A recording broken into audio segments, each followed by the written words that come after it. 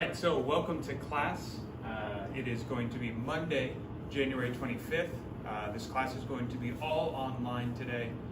There will not be any live class, so please bear with me. I'll try to keep this as a short video, just to kind of go through the information. If you guys have questions, then go ahead and message me, but I think this will be pretty straightforward. So hopefully, by this point, it's been 3 weeks. We're headed into week 4. Hopefully you have learned about the structure of writing an essay. You understand more about the writing process, and specifically process writing as opposed to product writing. You did your outline, and hopefully you wrote your rough draft. So today, we're going to be talking about editing, because like it says here, you can always make improvements to your writing. No one's writing is ever perfect.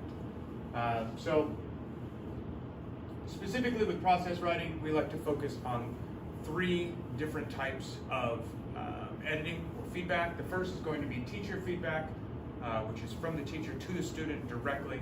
But there's also self-editing and peer editing, which we're going to go over today. And what I want you guys to do is to get comfortable with people reading your essay or your poetry or your writing, whatever it is that is your written form. You want people to be comfortable reading it. And the reason why is because, honestly, if you're writing, then you want to talk to that reader in some way. So you want to be able to give them a message, and you want to be comfortable with the reader getting that message and potentially giving you feedback. Because if one reader says that what you wrote is good but could be better, you want to start using the things that they give you to make your reading or your writing even better for the next time. So always take all feedback that you can take from readers, from teachers, from your peers, and try to use it to make your writing better. Something I want you guys to keep in mind is only the final draft counts for a grade. All of your rough drafts in general, as you go through, teacher feedback, whether you go through self-editing, you do your second or your third or your fourth draft, only the final draft counts for an actual grade. If there's any grade on there, then it's going to be like a completion grade, like, oh, you get 5 points just for turning something in. But as far as being right or being wrong, for not having all the elements, only the final draft matters. So as we go through this, keep in mind you want to put everything into your draft the first time, and then from there you can kind of take things out if you don't like them, add in little things. But always for the first draft, especially for that rough draft, put everything down on the paper that you can think of. Your good ideas, bad ideas, all of it. And again, use all of the resources that are available to you to fix your errors, okay? So if that's friends, you kind of give your paper in class and say, hey, can you read this? If it's the feedback that we give you, if it's you just reading it again, if it's looking up things online, if it's a dictionary, if it's a thesaurus, if it's an encyclopedia, use anything to make your writing better, okay? None of us, no one, not English native speakers, not English learners, not even professional writers, go into writing, and when they write the first time, it's perfect, okay? So always be ready to do some form of editing if you want your writing to be at the very, very top level it could be. So the first thing we need to talk about is teacher feedback, okay? What happens when you give your teachers here at Young Book Foreign Language High School your rough draft? What are we going to be doing for you? Well, first of all, I have to say, I got to give you some tough love here, okay? This is the foreign language high school, which means you guys have already gone through a vetting process. You've already proven that you have some English language skills, and that means that we hold you to a higher standard, okay, than the average Korean high school student. Okay, some of you are going to go, that's unfair, we're all, second language learners. And while it's true, you guys already have a leg up, okay? So what that means is we're not expecting you to be fluent, okay? I don't expect you to write at a American or Canadian high school level as far as your English proficiency. But I will say that even native English speakers have very different English levels, okay? Some of my middle school students in the past have been extremely gifted in terms of their English ability. They could write at a much higher level, Okay? And then there were some times when I was teaching high school students that they had levels that weren't quite so high, right? They were more down on like the middle school level, and they were struggling as 11th and 12th graders. So for you, that would be 2nd and 3rd grade high school students. They were struggling to pass the test that would prove that they have a minimum level of English proficiency. Okay, so even native English speakers can be on a wide range. So what does that mean for you guys specifically? Well, it means we expect you to be able to find those simple grammatical errors, to find those simple spelling mistakes, and be able to fix them, okay? Especially if we give you a prompt. So please don't think that we are going to give you every mistake corrected when you give us your rough draft and you turn it in for us to edit. We're going to give you some feedback. So if you have a word that is repeatedly misspelled, okay, so if you spell separate as S-E-P-E-R-A-T-E instead of S-E-P-A-R-A-T-E, we might mark that the first time, but we expect you to be able to go through and go, oh, teacher circled it, now I'm going to go through and every time that I use that word incorrectly, I'm going to fix it. And the same thing for grammar, for things like missing prepositions. If I tell you that you need to change all of the times that you said on to at because you weren't using it correctly, we expect you to be able to find those. So we will circle maybe 1 or 2 and put an arrow that just says, hey, go back and fix all of these in your paper. You need to go back and do that on your own. We do expect you to be able to take our advice and apply it to the whole paper. We're not going to grade your entire paper all the way through. So what will we be doing? Well, our feedback is going to be focused on asking you to strengthen your argument, okay? Explain your idea more. So perhaps you presented us with a fact, but you didn't really explain how or why it's important to your argument. We're going to poke holes in that as best we can. We're going to say, well, why is this here? Okay? How does this prove your point?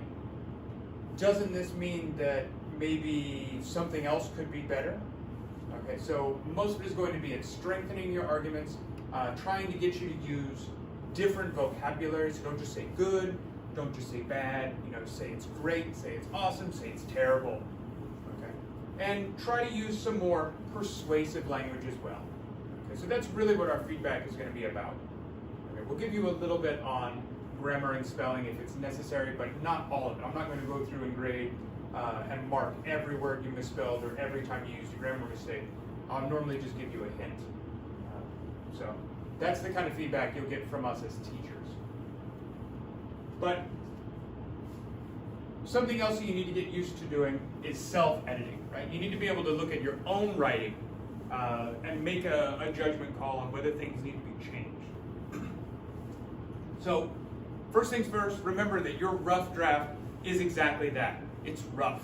It's the first time that you've put your ideas down on paper, right? So it's like a diamond. When you get a diamond out of the earth, it's not this glittery, sparkly object that you're just ready to put on a ring or a necklace, right? It's a rock, okay? It doesn't even look that pretty. What it takes is polishing, it takes cutting, it takes making it, hewing it down from this chunk of, just rock, of mineral, down into this glittering, sparkling, beautiful jewel. Okay, so that's what you're going to have to do with your writing. You take it from rough and you bring it into its final, perfect form. So again, with a rough draft, you should have written everything down. If it gets in your brain, put it on the paper. Okay? Don't waste your time and forget later, oh, I had this great idea. Okay? Put them all on paper. You can put down your good ideas, your bad ideas, your random thoughts, and then later you can go back and take things out that you don't like. You can tweak things or fix things if they don't sound quite right. But it's very, very difficult to take all those ideas you had and then remember them later on. Okay, you just won't remember them. So try to write them down. Now, it's time to reread your essay now, if you've written it, okay, and figure out what needs to be changed. And realize that no essay is ever going to be perfect. Even the best writers are going to be able to look at their final draft, whatever they turn in. Guys and girls that are writing novels, they're going to turn in these books, they're going to have them published, and later on they're going to be like, oh, I hate the way that character was in chapter 22. he talked to the girl, and the girl was all snotty with him, and oh, I wish I would have made that better. Nothing is ever perfect, okay? So you can always go back and change things. So where do we start with self-editing then? Right? Where do we begin? Well, here's the thing. First off, take a break. Okay, if you wrote your essay today, don't try to edit it today. Go do something else. Go do math, go do science, go outside and go for a run, clean your bathroom, whatever it is you want to do, get away from your paper. Take a break from it, forget it, don't think about it for at least a few hours, preferably for at least another day. Right? Now, tomorrow, wake up, and now it's time to take a look at it. Okay? You have a fresh view. You've eaten something for breakfast, or maybe you had lunch. It's time to look at your paper. Well, the first thing you want to do, especially if you're looking for things that are misspelled and you're looking for grammar mistakes, is you want to read your paper from the bottom up to the top and from right to left. And yes, you heard that right, from top to bottom and right to left. So read it exactly backwards from the way English should be written. Now, the reason why you're going to do that is because as you read it that way, you are not going to be able to see the narrative that you had going in your mind. You're not going to be able to tell that story because it's not natural. Okay, so here are some tips. Well, I could have misspelled some, but because here are tips, I can fill in that's what some was. So it could be misspelled. And if it's a big long sentence, I'll just block out that word and just go, yeah, it's correct, and keep going. But if you go backwards and you look at, okay, process, spelled right. A process, that's correct. Is, yep. Writing, good, that. If you go word by word backwards, you won't skip over any mistakes and you'll be able to find them much easier. Okay, so that's why I'm telling you, read it from top to bottom and right to left. Bottom to top and right to left. I'll get it right. And that's especially important for number 3. Have a clear goal in mind. If you're looking for spelling, especially pay attention to number 2. Spelling is how you'll catch all of those mistakes, is by reading it backwards. Okay? Look at each word. Don't try to read it in normal because you'll skip over so many words. I can tell you that from first-hand experience. Okay, so have a clear goal. This time through, I'm just looking at spelling. Okay? The next time I read it, I'm just reading to make sure that I used all of my verbs correctly. Okay? Do they agree with subject, verb, and then object? Okay, so have a goal. If you just read it and you want to fix everything, you're going to get mixed up. You're going to get lost. So have a clear goal. And then finally, please remember that writing is a process. Okay? It's going over it. It's practicing. It's doing. Okay? You can't just write it once and expect it to be perfect. If you want that, there are plenty of students in the school, second graders that did it this year that will now be third graders. They wanted to write it one time and be done. And if you're okay with your writing only being okay, then that's fine. But if you want to have that outstanding essay, if you want to have really good writing, you have to just accept that it's a process, that it's constantly writing and going over, rewriting, going over it again. Okay, that's how it gets better. So, what are you looking for when you're self-editing? Okay, what are those questions that you need to ask yourself? Well, the first one is, when I read my essay out loud, okay, and you should read it out loud because that's how you'll get it to sound like it will to the reader in their head. Does it flow nicely? Is there a nice rhythm to it? Or does it sound very flat? Are the sentences really short? Is your message lost in these long sentences or kind of chopped up in all these little sentences? Okay. So look first, is there a nice flow? The second one, are there any spelling or punctuation or capitalization errors, right? The little things that just make it look bad and make it look like you didn't put in enough time and effort. And then the last one is it persuasive? Okay, this is a persuasive essay. You want to make sure that your writing is actually changing the mind of the reader in some way. You want them to believe your opinion. And so Are you bringing in your own opinions and feelings? Are you convincing the reader of your thesis statement? And am I clearly getting, or are you clearly getting, your idea across? So again, read it out loud. Look for those major kind of eye test errors. Does it look right? Because that's a big thing. If it at least looks like an essay, if everything's spelled correctly, you're already halfway there to convincing readers that what you have to say is important and right. Okay, but did you actually try to be persuasive? Did you try to change their minds? Do you have good transitions? Okay, do you have enough? Right? Are they in your paragraphs?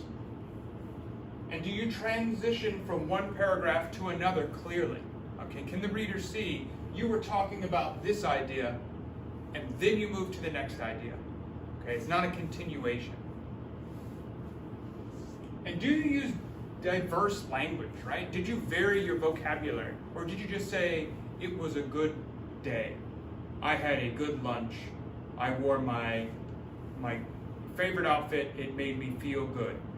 Don't say good 18 times, right? So, did you use the same words or did you vary your vocabulary? And is there a better word to express your feelings or thoughts? Now, sometimes there isn't. Sometimes you just need to use the same word once or twice repeatedly. And that's okay. Like we talked about with repetition, repeating words is okay if you do it on purpose. What you want to avoid, though, is using the same kind of boring or not as specific language all the time. So if something's bad and this is bad and that's also bad, I'm sure one of those times you could have used a different adjective than bad. Right? So just try to use a little more diverse language because, again, you want it to be more persuasive. Are the words that you're using appropriate? Right? And think about it from the viewpoint of the reader. Okay, if the reader doesn't agree with you, are they going to be offended by what you're saying? Right? Also, keep in mind for appropriateness, think about who the audience is. If you're writing this essay to convince teachers that we should change the grading policy that we have for our writing assessment, you probably don't want to use the same language that you would if you were just talking to your friends. Okay, there'd be a little less formality there. But on the flip side, on the opposite way, something that we told the third grade students when they were writing their graduation speeches for their assessment, the speech is primarily for your classmates. You're speaking to them, so you don't have to be as formal as if you were writing a speech to give to all of the teachers and the principal about graduation. Right? So keep in mind who the audience is. Are you using language that's appropriate for the reader? The biggest one that I need to tell some of you is please don't use big words and difficult vocabulary terms just to sound smart. Okay? Sometimes the easiest term is going to be the best term. Okay, so if you're saying that someone is being argumentative is already a pretty good vocabulary term. But if you go into the thesaurus and you look up what does it mean to be argumentative and you see a word like disputatious, again, are your words appropriate? Disputatious is going to be a very, very difficult word that most readers, even native English speakers, are not going to understand. They're going to kind of know the root word here of dispute and know it's similar to argument, but a lot of them are not even going to know how to pronounce that word. Okay, so don't always think that just because you use a harder word that it's making you sound smart. Okay, use appropriate language. And that also goes along with this one. Don't use technical language and jargon with readers that don't understand those terms, right? So if you always use acronyms, so the shortened things, instead of writing out League of Legends in your essay about video games, you just write LOL a bunch of times. If the reader doesn't play that video game, they're not going to know what LOL is. They're going to think it means laugh out loud, maybe. But they won't know it's League of Legends. And the same thing, if you use a bunch of terms that only talk about specific things you can do in the game, people that don't play the game need you to explain what those terms mean at least the first time before you can use the shortened forms or the nicknames for them. Okay, so be careful using language that only a small group of people will know. Make sure your words are appropriate. And then finally, as we come down here, be okay with the fact that after you've edited your essay, if there's a sentence, if there's a chunk of a paragraph that you thought was good, but it just doesn't fit anymore, it's okay to take it out, okay? Even if it's one of your favorite sentences. If it just doesn't fit in some way, you have to be okay with taking it out, okay? Sometimes our ideas we thought were good just don't end up working. Okay, so that's okay. But realize what it's all about is getting the reader, okay, to agree with your opinion, to be persuaded. Right? So use words that are appropriate, don't try to sound smart, and be okay with taking out bits that just aren't helping your argument. Okay? So those are the kinds of things we want to look at when we are self-editing, when we're editing our own work. And the last one that we have to talk about today is peer editing. Okay? Now, with peer editing, we have a difference. Right? So, if writing is a process, okay, it's something you do, and again, we're here for process writing, not product. I don't want you to be able to fill out a form perfectly. I want you to be able to write an essay and go through all the steps and practice it. So, what else can we do aside from practicing writing, actually doing the writing, to get better at writing? Well, part of that is editing, and specifically it can be peer editing. Okay? So, by looking at the writing of your classmates, you're going to get a lot of different ideas. You're going to hear, through reading, a lot of different voices. Okay? And the way that one student is going to write is going to be very different from the way another student writes, just like the way they speak is different from the way another person speaks. Okay? So your writer voice is going to be different for each person. And what you learn is going to be not only from their voice, but also from their mistakes, from their ideas, from the ways that they present their arguments, from the way that they describe things. And what I'm not advocating, and what I want to make very clear, is that I don't want you to read your neighbor or your best friend's paper and then copy their style. But I want you to learn from their style. Okay? What is it that they do that you think is quite good? Is it the way they describe situations? Are they really good at using imagery and emotive language, right? Do they make you feel things? Do you really like the fact that they use different transitions, okay? Or the way that they always seem to have a way of putting together this rhetorical question. Maybe it's the way that they summarize things, that you're just like, oh, I wish I could say things so simply and yet get everyone to understand this really complex idea. Right? So it could be their vocabulary choices, it could be the way they present their arguments, it could be their dialogue style and the way they have characters talking to one another if it's more of a novel style. But in general, what we're looking for with peer editing is different from self-editing, and it's different from looking at the teacher feedback, right? And I can hear you already, you're like, but teacher, what am I looking for if I'm peer editing? What am I supposed to be looking for? Well, remember that you are a classmate, right? You're a peer. Okay? You guys are equal as far as students. You're all going to be second grade students. So you are not an expert on writing, and we don't expect you to be an expert, okay? But you are an expert at being a reader. You are exactly the kind of person that will be reading these essays, that will be taking in these thesis statements, hearing the opinion, and then having to make a judgment. Will you agree with that writer at the very end?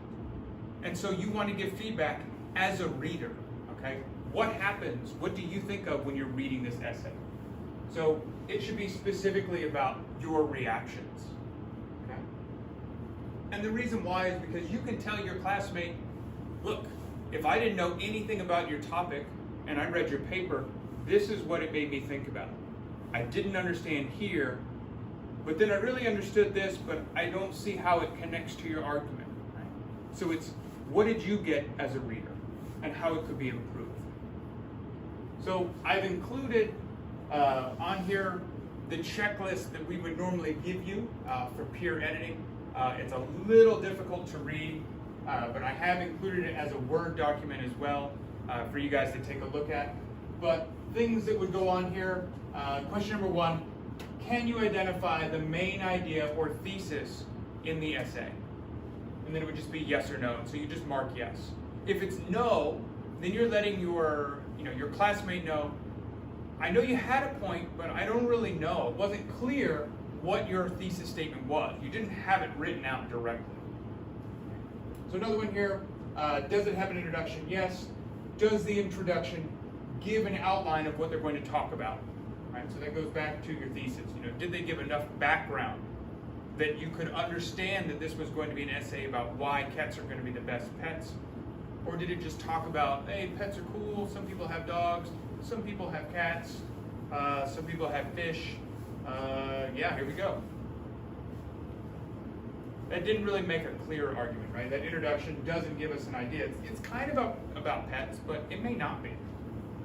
Other things you want to look at, does each paragraph begin with a topic sentence? Does the essay contain persuasive and strong vocabulary? And then as you come down here, something we've asked you to do, number 12, if the essay contains persuasive language, then circle 10 nouns, verbs, or adjectives that you think could be changed to be stronger words. So if they're using persuasive language, but it could be better, circle up to 10 and let them know, hey, you kind of use the same adjective over and over again. Or hey, you kept saying, he went. Why not say, he ran, he walked, he traveled, vary your vocabulary a little bit. And again, all of this is coming from you as a reader, just kind of finding things that don't quite look right or don't quite sound right. Right? If you notice that they always say the word good, you're like, hey, you used good like 30 times. You might want to go back and change a little bit of that. Or, you used he as a pronoun an awful lot, but there's a couple different characters. Which person is he? Is it Ryan or is it Michael? I can't tell. You just said Ryan went to Michael, he did this, he did this, he did this. Who is he? Like maybe use the name a couple more times. So all of those things are going to come under peer editing. So teacher feedback, we're going to be specifically asking you about your arguments, asking you to explain how and why things that you have presented support your argument. You will be doing self-editing to be looking at not only spelling errors, but grammatical errors, punctuation, making sure the formatting is correct, and reading it out loud to kind of hear what it sounds like and make sure that it sounds natural and that it has a nice flow to it. And then with peer editing, you're going to be looking at it for, as a reader, is it easy to comprehend? Does it have all the things that it needed? Is it clear and understandable? And where are some places that as a reader you had difficulty kind of getting through the ideas so that as a writer, your peer can go back and fix those to make it easier in their final draft. So we talked about teacher feedback, we talked about self-editing, and we talked about peer editing. So I hope that makes sense. For all three of those will be different things that you will be doing next year in class with Michael and Angela and Bella and the new teacher. So hopefully this is going to be help or is going to aid you in doing well on the performance assessment for second grade writing. If you have any questions, again, please let me know. There is an assignment that you guys will look at on the Google Classroom page that will go along with peer editing, so please pay attention for that. And I will see you guys on Wednesday. So See you later. Bye.